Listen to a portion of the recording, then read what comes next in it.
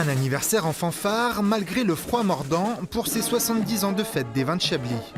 Jean-Claude Simonet était déjà là lors de la première édition, c'était en 1949. Quand j'ai commencé à travailler, il n'y avait pas 500 hectares de plantés. Ça fait pas beaucoup pour... fallait vivre avec ça.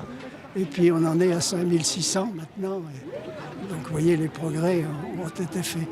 Car depuis, les vins de Chablis, issus du cépage chardonnay, ont fait du chemin. Ils séduisent toujours les hommes du cru. Il y a Guirou aussi qui est là. Comme les personnalités arrivées de plus loin. Charles Berling n'a pas hésité à venir passer le week-end en Bourgogne, alors qu'il tourne actuellement un film en Belgique.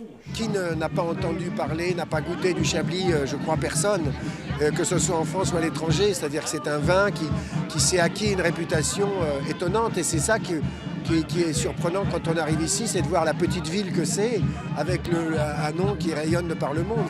Ces touristes asiatiques ne diront pas le contraire. 8 bouteilles sur 10 de ces vins blancs partent à l'étranger. En quelques décennies, les 4 appellations de Chablis ont su se forger une identité reconnue.